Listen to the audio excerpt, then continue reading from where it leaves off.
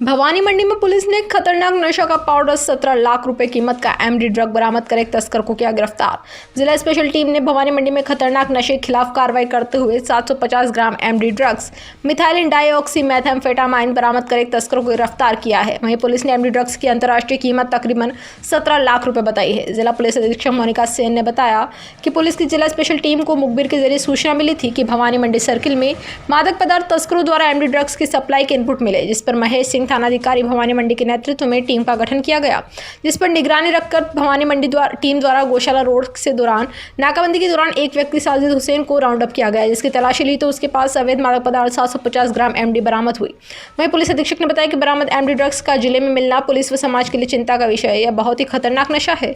सामान्य सा दिखने वाला मादक पदार्थ इतना खतरनाक है कि एक या दो बार इस नशे का सेवन करने वाले को अपनी जद में ले लेता है। जिसने एक बार इसका प्रयोग कर लिया वह इसे छोड़ नहीं सकता है। भवानी मंडी से ब्यूरो रिपोर्ट।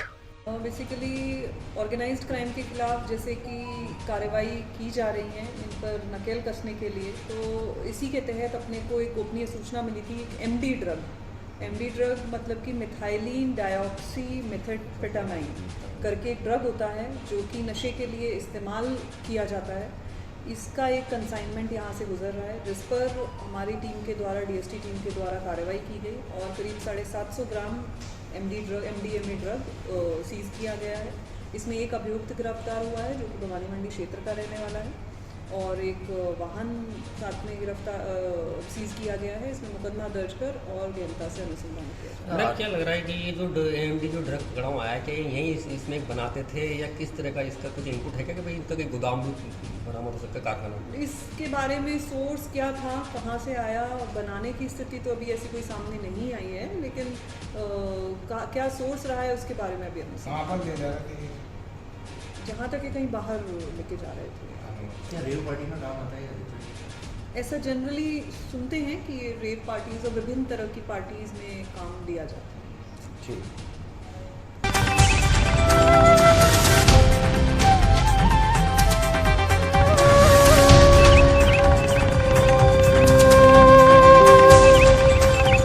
भवानी मंडी में भारत विकास परिषद ने पक्षियों के लिए बांधे परिंदे। बेजुबान असहाय पक्षियों को गर्मी में राहत प्रदान करने के लिए भारत विकास परिषद ने नीलकंठ मुक्तिधाम पर 21 परिंदे लगाए। वहीं उनमें नियमित पानी भरने की व्यवस्था भी की। परिषद अध्यक्ष मनोज अग्रवाल, सचिव ओम गुप्ता ने बताया कि झालावाड़ नागरिक सहकारी बैंक के सहयोग से परिषद ने इस वर्ष 101 परिंदे लगाने का लक्ष्य लिया है, जिनमें से 21 परिंदे नीलकंठ मुक्तिधाम पर लगाए गए हैं, जिनमें गोविंद भराड़िया, कमल सुरेखा, मनोज अग्रवाल, ओम गुप्ता, हेमराज शर्मा, दिनेश गुप्ता, श्याम चौधरी, उमाशंकर पोरवाल, कमलेश दलाल आदि ने सहयोग किया। वहीं मनोज अग्रवाल ने बताया कि भीषण गर्मी में पक्षियों को पानी की व्यवस्था हो सके और गर्मी से उन्हें राहत मिल सके, इसी उद्देश्य से प्रतिवर्ष परिषद सघन क्षेत्रों में परिंदे लगाने का कार्य करती है। इसी क्रम में नागरिक बैंक भवानी मंडी के सहयोग से इस वर्ष भी 101 परिंदे भवानी मंडी के मुक्तिधाम, गोपाल गौशाला, बाडिया बाग, कालवा स्थान मंदिर, अहिंसा गौशाला आदि सघन क्षेत्रों में लगाए जा रहे हैं। भवानी मंडी से ब्यूरो रिपोर्ट।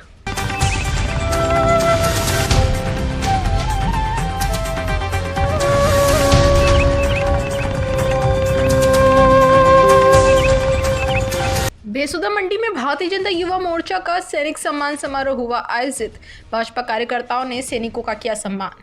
भाजपा युवा मोर्चा मंडल बेसुदा ने बीजेपी कार्यालय बेसुदा मंडी में सैनिक सम्मान समारोह आयोजित किया, जिसमें बीजेपी कार्यकर्ताओं ने भारतीय सैनिकों के देश के प्रति बलिदान व त्याग को याद करते हुए भारतीय सेना को नमन किया। भाजपा जनता युवा मोर्चा के मंडल अध्यक्ष मनोहर सिंह चौहान ने बताया कि राष्ट्रीय प्रदेश नेतृत्व के निर्देशानुसार आज़ादी के अमृत महोत्सव के तहत आयोजित सैनिक सम्मान समारोह में बेसुदा मंडल के कुल 6 सैनिकों का सम्मान किया गया, जिनमें 4 सेवानिवृत्त सैनिक व 2 वर्तमान में भारतीय सेना में कार्यरत सैनिकों को माला पहनाकर सम्मान दिया गया।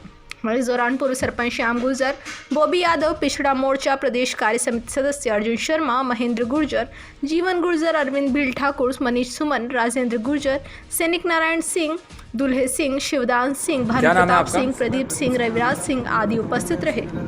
बेसोदा मंडी से ब्यूरो रिपोर्ट। आज जो है आपका सम्मान हुआ है बेसोदा के अंदर भाजपा युवा मोर्चा मंडल द्वारा, कैसा लग रहा है आपको? बहुत अच्छा लगा और इससे युवा लोगों को प्रेरणा मिलती है और सम्मान होता है, उससे युवा भी सेना में आना चाहते हैं। अभी तक की जो सेवा रही सेना में आपकी और अभी भी वर्तमान में कार्यरत हैं, तो क्या संदेश देना चाहते हैं युवाओं को? मैं युवा जो पहले भावना थी, सोचते थे कि सेना में ऐसा होता है वैसे, लेकिन मैं सोचता हूँ कि सेना बहुत आगे आ चुकी है और हर चीज़ में बहुत अच्छी है, टेक्निकल चीज़ चल रही है हर चीज़ में, और खाने वगैरह हर चीज़ में बहुत अच्छी है। सबसे पहले आपका नाम और पद बताइए। मैं मनोज सिंह चौहान, भारतीय जनता युवा मोर्चा मंडल अध्यक्ष वेसोदा। आज जो कार्यक्रम आयोजित किया गया किस उद्देश्य को लेकर किया गया और कैसे आपने पूरी रूपरेखा तैयार की?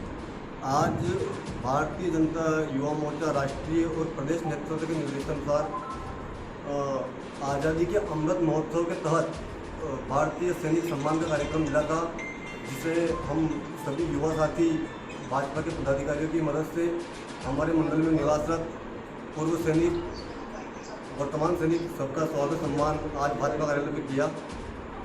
कितने सैनिक भाइयों का सम्मान किया गया आज? 4 यहाँ पे अभी रिटायर्ड सैनिक है और 2 वर्तमान में अभी सेवा दे रहे हैं।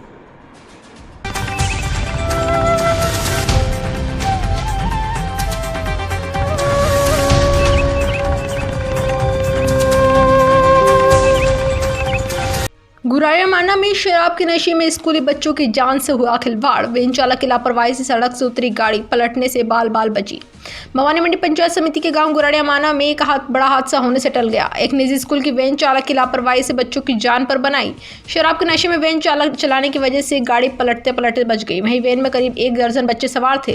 प्रत्यक्षदर्शियों की माने तो भवानी मंडी के पचपाड़ स्थित कोहिनूर अंग्रेजी माध्यम स्कूल की वैन रोज छोटे बच्चों को लेने के लिए गुराड़ियामाना आती है, जहाँ से बच्चे रोजाना स्कूल जाते हैं। इस दौरान जाते समय रास्ते में ड्राइवर द्वारा शराब पीकर लापरवाही से गाड़ी चलते समय वैन सड़क के किनारों पर स्थित गड्ढों में जाने से बच गई। गनीमत रही कि हादसे में वैन ने पलटी नहीं मारी, अन्यथा एक बड़ा हादसा हो सकता था। हालांकि वैन के साइड में झुक जाने से बच्चे डर के मारे चिल्ला उठे और राहगीरों ने बच्चों की सार संभाल की और बच्चों को वैन से बाहर निकाला।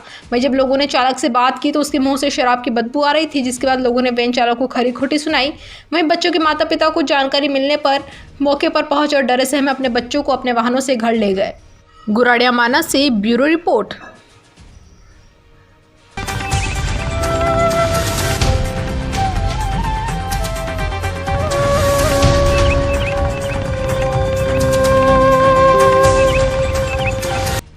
गंगधार पुलिस ने एक ऐसे सूदखोर को गिरफ्तार किया है जो लोगों को ब्याज के चंगुल में फंसाता था और फिर मनमाना ब्याज वसूल करता था।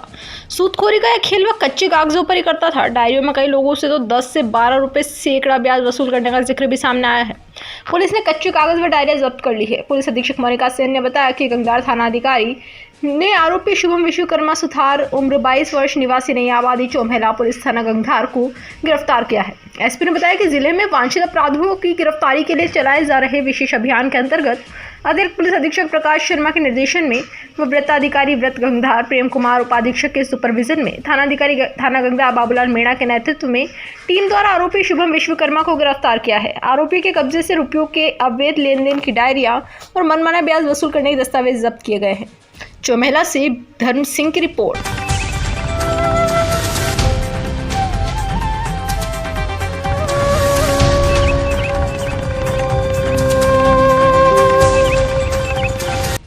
चौमहला में रेलवे सुरक्षा बल व आरपीएफ के जवान नारायण सिंह पर हमले के आरोप में कोटाराज की रेलवे पुलिस ने 2 आरोपियों को किया गिरफ्तार, जहां दोनों आरोपियों को आज अदालत में पेश किया जाएगा। पुलिस अन्य आरोपियों की तलाश में जुटी हुई है। गौरतलब है कि इन दोनों आरोपियों ने अपने 3-4 साथियों के साथ मिलकर चौमहला में खड़ी मालगाड़ी से गेहूं की बोरियां चोरी करने की कोशिश की थी। तभी मौके पर गश्त कर रहे आरपीएफ के जवान नारायण सिंह ने उन्हें रोकने की कोशिश की। इस दौरान चोरों ने जवान के सिर पर सरिये से वार कर नारायण सिंह को गंभीर रूप से घायल कर दिया। घायल होने के बाद भी नारायण सिंह ने एक आरोपियों को पकड़ लिया था, बाकी अन्य आरोपी फरार हो गए थे। बाद में आरपीएफ ने इस आरोपी को जीआरपी के हवाले कर दिया था। वहीं घटना के बाद नारायण सिंह को चौमहला से झालावाड़ रेफर कर दिया गया। बाद में झालावाड़ से कोटा निजी अस्पताल रेफर कर दिया गया। वहीं इस बहादुरी पर पश्चिम मध्य रेलवे महाप्रबंधक सुधीर गुप्ता ने नारायण सिंह को 10,000 रुपये का इनाम भी दिया था। वहीं मामले के चलते जीआरपी पुलिस ने 2 आरोपी गिरिराज कंजर उम्र 20 वर्ष, राकेश कंजर उम्र 25 वर्ष निवासी रावतपुरा को चौमहला के जंगल से गिरफ्तार करने में सफलता हासिल की है। चौमहला से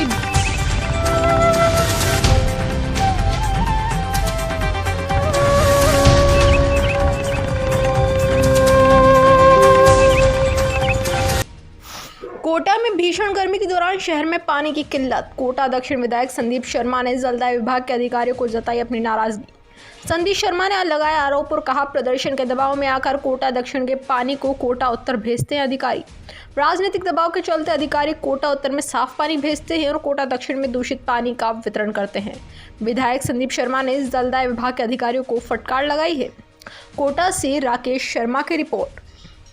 सर क्या बात हुई है, किस लिए आज यहाँ तक आना पड़ा? अप्रैल का महीना अभी सिर्फ खत्म होने वाला है, मई जून बाकी है, लेकिन कोटा शहर में वही पानी की किल्लत है और उसकी मूल वजह है डिस्ट्रीब्यूटरी में से जो पानी शुद्ध जल अकेलगढ़ और अन्य फिल्टर प्लांट्स में से आ रहा है, वो डिस्ट्रीब्यूटरी में से सिर्फ 40% लोगों के पास पहुंच पाता है, बाकी 50-60% पानी व्यर्थ में बह जाता है। और उसके पीछे मुख्य कारण है कि जो पुरानी पाइपलाइन है वो सरकार चेंज नहीं कर रही।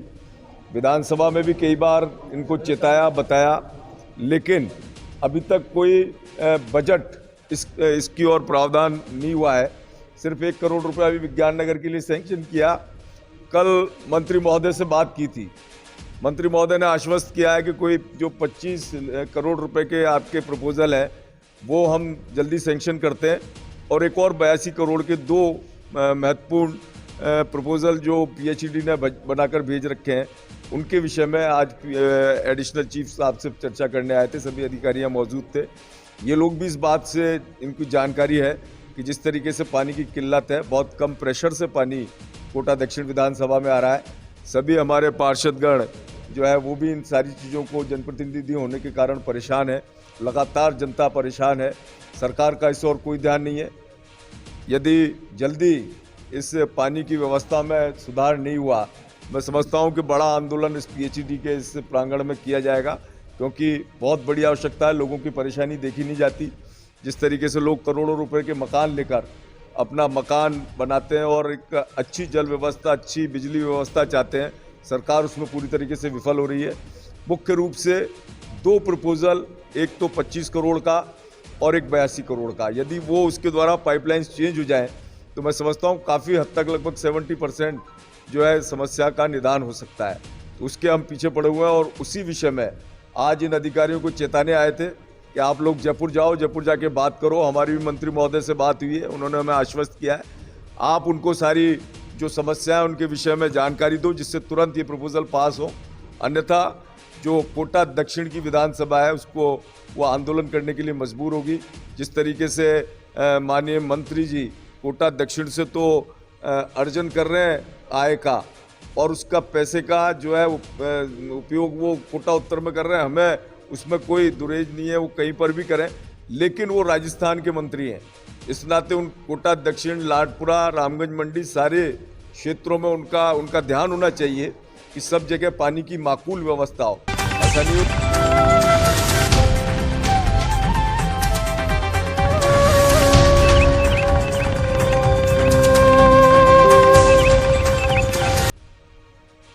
छिपा बड़ौद में सूक्ष्म उद्यम विकास कार्यक्रम के अंतर्गत स्वयं सहायता के सदस्यों का सिलाई प्रशिक्षण शिविर हुआ संपन्न। छिपा बड़ौद कस्बे में सूक्ष्म उद्यम विकास कार्यक्रम के अंतर्गत स्वयं सहायता समूह के सदस्यों हेतु आज 15 दिवसीय सिलाई प्रशिक्षण शिविर का 20 अप्रैल को समापन समारोह आयोजित किया गया। कार्यक्रम के मुख्य अतिथि सीमा जैन, सरपंच छिपा बड़ौद, विशिष्ट अतिथि गायत्री शर्मा, सुपरवाइजर महिला एवं बाल विकास विभाग अक्षय जैन रहे। कार्यक्रम की अध्यक्षता कल्याण सिंह कुशवाहा ने की।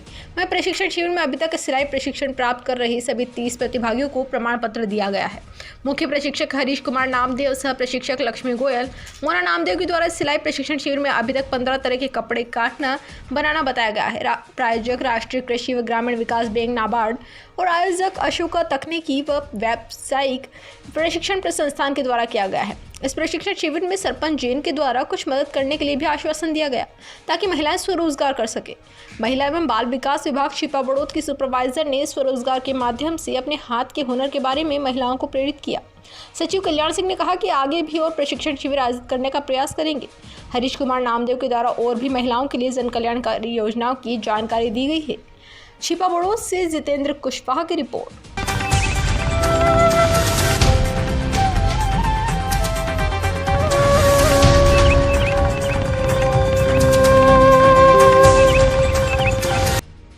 कोटा में देश भर में बढ़ती महंगाई महंगाई के विरोध में यूथ कांग्रेस कार्यकर्ताओं ने किया प्रदर्शन।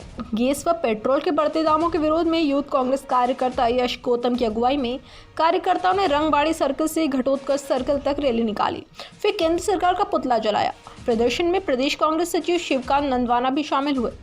कांग्रेस प्रदेश सचिव शिवकांत नंदवाना ने कहा कि देश भर में पेट्रोल, डीजल, गैस के दाम आसमान छू रहे हैं।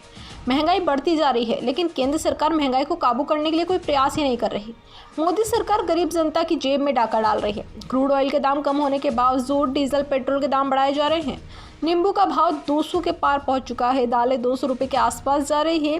तेल का पीपा पहले 1200 का मिलता था, आज 2100 में आ रहा है। महंगाई चरम सीमा पर पहुंच चुकी है। मोदी सरकार बढ़ती महंगाई पर लगाम लगाए, नहीं तो देश का युवा सड़कों पर आने को मजबूर होगा। कोटा से दुष्यंत सिंह गहलोत की रिपोर्ट।